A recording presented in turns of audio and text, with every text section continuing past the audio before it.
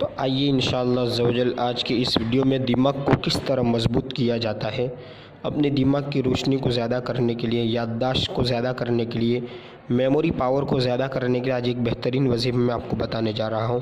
तो आइए सुनते हैं। तो सबसे पहले तो मैं आपको ये बता दूँ कि इस वजीफ़े के लिए और इसका मतलब कि बहुत सारे लोगों को एक्सपीरियंस है, तजर्बा है कि इससे फ़ायदा होता ही है और इंशाअल्लाह आपको भी होगा। इसके लिए ज़रूरी है कि पाँचों वक्त की नमाज़ को हम सही तरीके से अदा करें।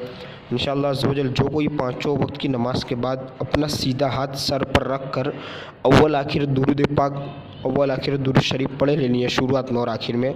और या कविय्यु, ये जो बड़ा कौफ दो नुक्ते वाला होता है इससे है या कविय्यु। आप देख सकते हैं लिखा हुआ किस तरह है, या कविय्यु। तो इसको जो कोई 11 बार पढ़ेगा, ठीक है, कितनी बार? 11 बार पढ़ेगा। आखिर में फिर दुरूद शरीफ, शुरुआत में दुरूद शरीफ पढ़ ली, बीच में या कविय्यु ये 11 बार और लास्ट में दुरूद शरीफ पढ़ लेनी है। इंशाअल्लाह अज़्ज़वजल जो सीधा हाथ था उसको पेशानी पर रखना है, सर पर।